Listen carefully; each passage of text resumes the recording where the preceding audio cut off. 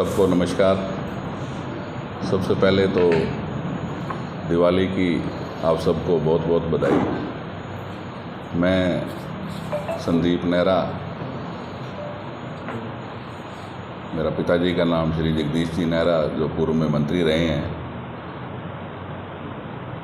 मैं इससे पहले नौकरी करता था। मैंने एक्साइज एंड टैक्सेशन डिपार्टमेंट में तकरीबन 28 साल और 1 महीने नौकरी करी और एज ए ATO मैंने VRS ली। VRS मेरे को तब लेनी पड़ी, हमारे पिताजी और बड़े भाई सुरेंद्र थे, हम 2 ही भाई हैं, तो वो दोनों इस दुनिया में संसार से चले गए। तो उसके बाद में घर बार देखना और जो भी सामाजिक रिश्ते उनको निभाने के लिए मैंने राजनीति की तरफ मुँह किया।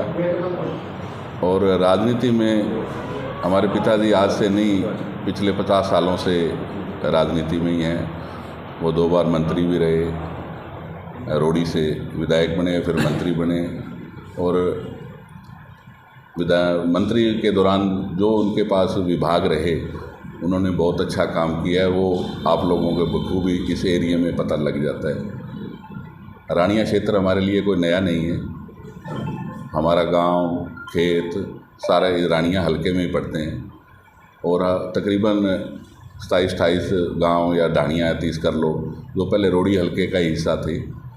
तो रानिया क्षेत्र कोई नया नहीं है। और बाकी रहा जो पहले एलनाबाद था, रानिया क्षेत्र है, तो ऐसा कोई गांव या कोई कस्बा नहीं है जहां हमारे पिताजी ने किसी के दुख सुख में या कोई राजनीतिक या कोई मतलब काम सामाजिक कार्य नहीं किया हो।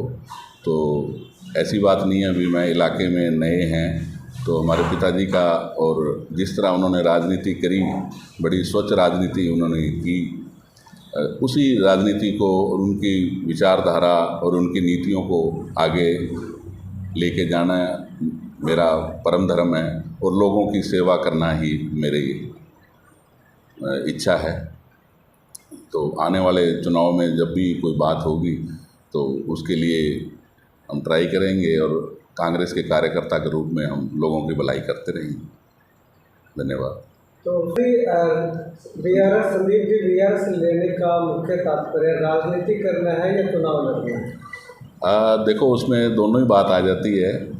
राजनीति तो शुरू से विरासत में ही है। राजनीति तो राजनीति के माध्यम से हम सामाजिक कार्यक्रमों में और जो हमारे पुराने साथी हैं उनके से मिलना जुलना, तो एक राजनीति तो एक है ही। मुख्य उद्देश्य है तो लोगों की सेवा करना है, वो किसी तरीके में हो सकती है। तो चुनाव लड़ने को लेकर के क्या कुछ? देखो, अभी तो चुनाव बहुत दूर है और चुनाव आएगा तो तब भी देखेंगे। ऐसी बात नहीं है चुनाव लड़ने के लिए कोई दिक्कत हो। हर गांव में हमारे पुराने साथी हैं, हमारे पिताजी के हैं, जिन्होंने काम किए हुए हैं, और ऐसी कोई दिक्कत मुझे लगती नहीं। अगर आप चुनाव लड़ते हो तो रानिया की पहली और मुख्य समस्या क्या है जिसका आप निवारण? देखो, समस्या हर गांव की अलग अलग समस्या हैं। हर समस्या तो हर जगह ही है, लेकिन जैसे मैं देख रहा हूँ, जैसे कहीं पीने की पानी की समस्या, चाहे रानिया की ले लो, जैसे नहर वाटर वर्क्स के लिए बात हो रही है, लेकिन अभी तक कोई धरातल पे तो कोई काम हो नहीं रहा। वो कभी कोई मीटिंगें करके कोई कह रहा है मैं पानी ले आया। अभी तक तो रानिया में कोई पानी, नहरी पानी का अभी तक कोई, कहते हैं ज़मीन भी अभी तक अलाट नहीं हुई। तो ऐसे कहीं नहरी खेतों में पानी की समस्या है, कहीं कुछ है। लेकिन जब जैसे जैसे लोगों के साथ मिलेंगे जुलेंगे, समस्याएं पता लगेगी, तो जब कभी मौका आएगा तो सर्वप्रिय रानिया क्षेत्र के लोगों की समस्या ही हल करेंगे। अब तक समस्याओं का समाधान नहीं हो पाया, उसके पीछे अब क्या रीजन मानते हैं? क्योंकि इस बार तो जो विधायक है वो भी सत्ता पक्ष में है। देखो, यहाँ ना होना उसके कई मुख्य कारण है। देखो, सरकार BJP के हैं और जो विधायक बने हैं वो आज़ाद उम्मीदवार हैं। तो इस तरीके से कहीं ना कहीं आपस में सरकार के अंदर ही कुछ ना कुछ दिक्कत है, तभी लोगों के समस्याओं का निवारण नहीं हो रहा। तो कहीं ना कहीं तो कमी है ही। प्रशासन की ले लो, कुछ कह लो, हर जगह भ्रष्टाचार है। तो नशा है, नशे की सबसे बड़ी समस्या है। तो जब सरकार बनी थी कहा गया था भी नशा 1 महीने के अंदर ही ख़त्म कर देंगे। अब तो सरकार के बहुत दिन हो गए, नशा तो वैसे का वैसे ही चल रहा है। वो तो सरकार ने देखना है, जो नुमाइंदा है उन्होंने देखना है।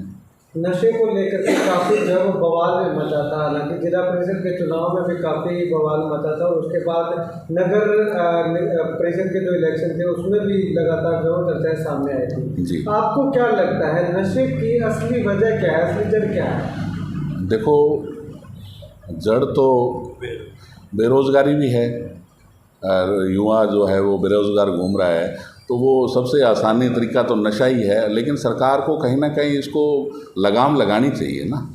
कहीं ना कहीं सत्ता पक्ष के लोग, जैसे पहले भी ये अखबारों में बातें आई थी, मैं नहीं और भी हमारे जो विरोधी साथी हैं उन्होंने भी सत्ता पक्ष के ऊपर आरोप लगाए थे, वो किसी से छुपे नहीं हैं।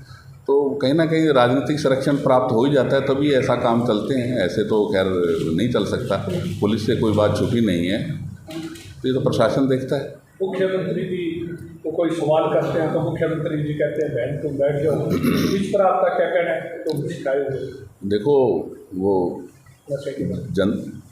जनता के वो यहाँ हरियाणा के मुख्यमंत्री हैं, जनता से चुने हुए हैं, तो उन्होंने उस देखा है जो जन संवाद कार्यक्रम में या वो जाते हैं तो उनकी वो तानाशाही रवैया देखा जा रहा है, तो वो गलत है।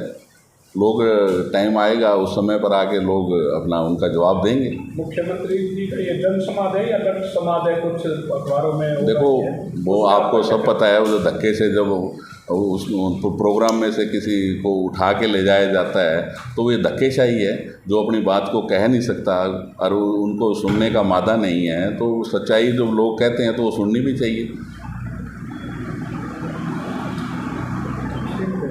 धन्यवाद।